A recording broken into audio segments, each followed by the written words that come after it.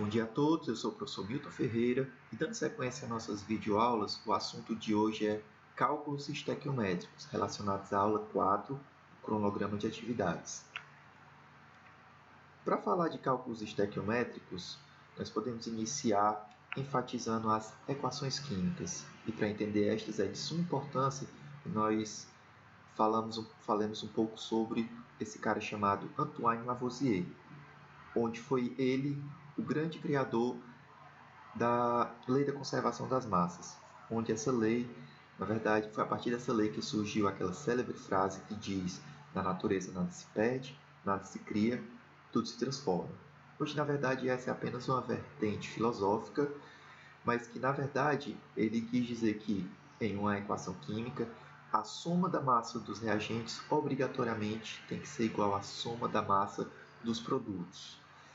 Isso foi extremamente revolucionário para a época, já que a ciência estava começando a se estabelecer e os cientistas eles não adotavam métodos muito criteriosos para obter aceitabilidade nos seus resultados. Foi então que começou a surgir a ideia de método científico, a partir de balanças de maior precisão, experimentos realizados em ambientes hermeticamente fechados e, principalmente, reprodutibilidade nos seus resultados. Foi a partir da lei da conservação das massas que surgiu a ideia de equações químicas, onde estas, na verdade, é nada mais nada menos que a descrição de uma reação química, onde esta pode ser obtida em duas partes, onde uma delas chama-se reagentes, como vocês podem ver aqui na reação de produção da água. Os reagentes, nesse caso aqui, são hidrogênio e oxigênio moleculares, e os produtos, no caso, duas moléculas de água. Então, a lei da conservação das massas diz que a matéria não pode ser perdida em nenhuma reação química. Então, se, por exemplo, eu tenho metano, que é formado por um átomo de carbono e 4 átomos de hidrogênio, ao reagir com duas moléculas de O2, ou seja, são 4 átomos de oxigênio, eu vou ter uma molécula de CO2, também conhecido como gás carbônico, mais duas moléculas de água.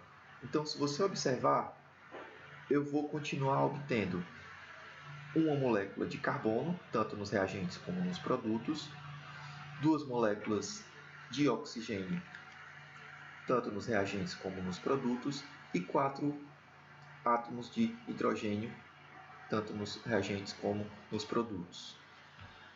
Aqui nós temos alguns outros exemplos de equações químicas, onde é de extrema importância que você iguale esses coeficientes, que são na verdade esses números que antecedem as espécies, tanto atômicas como moleculares. Então esses valores aqui, eles têm que equilibrar a sua equação química, de forma que a quantidade de reagentes que eu estiver neste lado da equação seja em igual quantidade numérica aqui no produto. Então, se eu tenho 2 sódios aqui, eu tenho que ter 2 sódios aqui.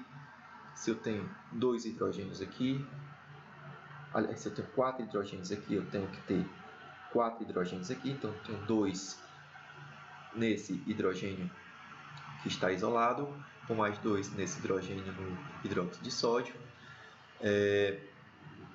Da mesma forma, acontece em qualquer outra reação química. Então, aqui nessas figuras são representações destas reações, onde elas representam a reatividade de metais alcalinos em água, que são reações relativamente explosivas. No caso do potássio, como ele tem um raio um pouco maior do que o sódio, a tendência dele doar elétrons é maior. Então, esse processo de redução de hidrogênio vai gerar uma reação mais explosiva ainda do que a reação do sódio com a água. Então, sempre que você analisar uma reação química, a primeira coisa que você deve avaliar é a quantidade de reagentes está numericamente igual à quantidade de produtos. Existem alguns padrões de reatividade química que se repetem. No caso, as reações de combinação, também conhecidas como reações de síntese ou de adição, é nada mais nada menos do que dois ou mais reagentes que se combinam para formar um único produto. E muitos elementos reagem com outros dessa maneira para formar compostos. Por exemplo, carbono sólido com gás oxigênio formando gás CO2, gás nitrogênio com gás hidrogênio formando gás amônia, óxido de cálcio com água líquida formando hidróxido de cálcio sólido. Então, todas essas equações citadas aqui são soma de reagentes formando um único produto. Mas também eu posso ter as reações de decomposição, onde, como o próprio nome já sugere, é quando eu tenho um único reagente e esse reagente ele se decompõe em dois ou mais produtos. Em todos esses casos aqui, você observa que há uma decomposição do seu reagente formando vários produtos, dois ou mais produtos no caso. Existe também uma reação bastante comum, que é a de combustão ao ar, onde sempre que se falar de uma reação em combustão, obrigatoriamente deve-se ter a presença do gás oxigênio. Sem oxigênio não há combustão. E, se tratando de matéria orgânica, vai ter sempre a formação de CO2 mais água. Então, é de suma importância a presença de todos esses, principalmente se tratar de matéria orgânica. E aí, para entender melhor os cálculos estequiométricos, nós precisamos também entender alguns conceitos básicos, como, por exemplo, mol. Se eu perguntar para qualquer pessoa o que significa uma dúzia, certamente a pessoa vai responder. Uma dúzia corresponde a 12 unidades. Mas 12 unidades de quê? De qualquer coisa. Se for perguntado o que seria uma centena? Uma centena são 100 unidades. 100 unidades de quê? De qualquer coisa. Então, um mol, assim como uma dúzia, assim como uma centena, é uma unidade fixa de contagem, da qual ela vai significar 6,02 vezes 10 elevado a 23 de qualquer coisa. Então, geralmente a gente utiliza mols para átomos e moléculas, mas a gente poderia ter, por exemplo, um mol de laranjas. Nada proibiria isso. Assim como eu posso ter uma centena de laranjas, eu poderia ter um mol de laranjas, um mol de pessoas, só que não é muito usual. Então, experimentalmente, um mol de carbono tem uma massa de 12 gramas. E massa molar. O conceito de massa molar também é extremamente importante para a compreensão dos cálculos estequiométricos, já que a massa molar é a massa em gramas de 1 mol de substância. Então, aquele valorzinho que você vê lá na tabela periódica, chamado de massa atômica, aquilo ali é a massa de 1 mol daquela substância. Então, se eu tenho aqui, por exemplo, o sódio tem número de massa 23. Quer dizer que se eu tiver 6,02 vezes 10 elevado a 23 unidades de sódio, aquelas unidades todas pesadas vão possuir exatamente 23 gramas. Então, o mercúrio, se você pegar uma tabela periódica e analisar a sua massa atômica, você vai ver 201 unidades de massa atômica. Ou seja, aquilo ali corresponde a 201 gramas, que contém 1 mol de mercúrio, que pesam 201 gramas. E aí a massa molar seria aproximadamente 200 gramas por mol, ou se quiser utilizar um valor mais específico, pode utilizar perfeitamente o 201. No caso da água, que é uma molécula diferente do mercúrio, você vai somar a massa atômica do hidrogênio, que no caso é 1, só que como eu tenho 2 unidades de hidrogênio, então vai ser 2 vezes 1, 2, com 16, que é a massa do oxigênio, então eu tenho 18 unidades de massa atômica. Então, essas 18 unidades contêm essa quantidade de moléculas de água, que constitui 1 mol de moléculas de água. E aí, para entender as reações químicas, vamos utilizar esse exemplo genérico. Então, por exemplo, um misto quente, que é algo super comum na vida de todo brasileiro, né?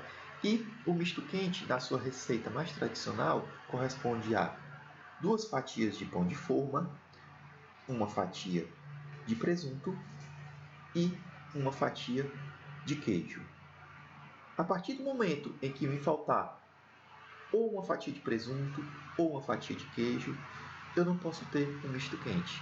Então, se eu perguntar para você, caso eu tenha 10 fatias de pão, 5 fatias de presunto e 2 fatias de queijo, quantos mistos eu posso obter? Então, independente da quantidade de fatias de pão ou da quantidade de fatias de presunto, as minhas 2 únicas fatias de queijo limitam a minha quantidade de misto para 2 unidades. Então, eu poderia ter 1 milhão de fatias de pão, 2 milhões de fatias de presunto, mas o meu misto ele só existe se tiver o queijo, e eu só tenho 2 fatias. Então, daí vem o conceito de reagente limitante, que nesse caso é o queijo, pois ele limita a quantidade de produto obtido, independente de quanto dos demais reagentes tiver de sobra. Então, sempre que ouvirem a palavra reagente limitante, lembrem-se do exemplo do misto quente.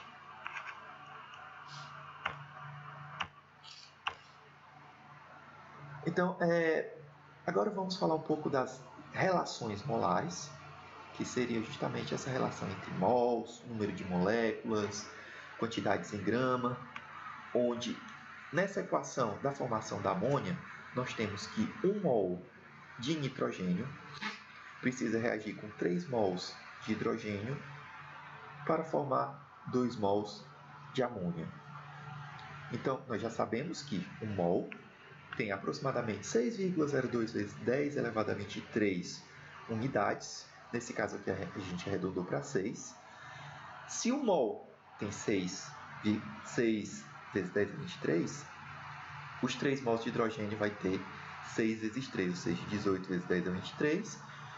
E o meu produto vai ser 2 mols, ou seja, 6 vezes 2, 12 vezes 10 elevado a 23. Se você for na tabela periódica, você vai ver também que 1 mol de nitrogênio pesa 14 gramas. Então, essa quantidade de moléculas vão pesar 28 gramas, já que são 2 nitrogênios. Da mesma forma que o hidrogênio ele tem massa atômica 1 e eu tenho 6 hidrogênios, então ele vai pesar 6 gramas. E, assim como dizia Lavoisier, que a soma da massa dos produtos tem que ser igual à soma da massa dos reagentes, 28 com 6, 34 gramas nos reagentes, 34 gramas nos produtos. E o volume molar, ou seja, as reações que ocorrem nas CNTPs, que são as condições normais de temperatura e pressão, diz que 1 mol de qualquer molécula na CNTP ocupa o volume exatamente de 22,4 litros. Então, eu tenho 22,4 litros de nitrogênio. Como aqui eu tenho 3 mols, eu tenho 3 vezes esse valor, que é 67,2, e o meu produto vai ser 24,8 litros de volume de NH3 formado. Então vamos aqui a alguns exemplos. Qual é a massa de água dada em gramas, produzida a partir de 8 gramas de hidrogênio gasoso? Então eu tenho aqui primeiramente a minha reação de formação da água, só que a quantidade de oxigênios não está balanceada com a quantidade de oxigênios nos produtos. Então eu tenho que balancear essa equação de forma que, colocando-se o algarismo 2 no hidrogênio dos reagentes e 2 na frente da água dos produtos, eu vou ter 4 hidrogênios nos reagentes, 4 nos produtos, 2 oxigênios nos reagentes, 2 oxigênios nos produtos. O balanceamento está tudo ok. Em termos de massa, já que a gente está trabalhando com massa, então eu sei que 4 gramas de hidrogênio irão formar 36 gramas de água, já que a água, ela na verdade é a soma do 16, que é a massa do oxigênio, com 2 do hidrogênio, 18 vezes 2, 36. Então, a reação de 4 gramas de hidrogênio vai me gerar 36 gramas de produto. E quando eu tiver 8 gramas, quanto que eu vou obter de água produzida? Então, você sempre vai ter a referência está relacionada com a sua reação genérica e com seus valores de massa molecular ou massa atômica, e baseado nesses valores de referência você vai obter o que a questão está pedindo. Então nós efetuamos essa regra de 3 simples, de forma que 8 vezes 36 dividido por 4 vai me fornecer exatamente 72 gramas quando 8 gramas de hidrogênio reagirem. Nesse outro caso, eu quero saber quantas moléculas de água são produzidas a partir de 128 gramas de oxigênio gasoso. Então agora eu quero saber, não quero mais saber massa, eu quero saber números de moléculas. Então eu tenho que montar a minha equação de formação da água, faço o balanceamento e depois eu sei que eu estou trabalhando com números de moléculas e com massa. Então eu sei que quando 2 vezes 16 gramas, onde 16 é a massa de 1 mol de oxigênio, ou seja, 32 gramas de O2 reagirem, eu vou ter 2 vezes 1 mol de água, que é 6,02 vezes 10 elevado a 23. E quando eu tiver 128 gramas de água, eu sei que 32 gramas vai me dar isso aqui. Mas quando eu tiver 128 gramas de oxigênio, quanto que eu vou ter de moléculas de água formada? Então, fazendo a regra de 3 simples, nós teremos que 128 vezes 12,04 vezes 10 a 23 dividido por 32 vai me dar 48,16 vezes 10 a 23 ou 4,81 vezes 10 elevado a 24. Falando também de volume molar, agora eu quero saber quanto de amônia vai ser produzido nas CNTPs. Então nós sabemos que o volume de 1 mol na CNTPs é 22,4 litros, quando 12 gramas de hidrogênio reagem com nitrogênio suficiente. Então eu tenho inicialmente que fazer a minha equação, verificar se os meus coeficientes estão balanceados. Então eu tenho 2 hidrogênios nos reagentes e 3 hidrogênios nos produtos, de forma que eu tenho que colocar valores nos reagentes e nos produtos.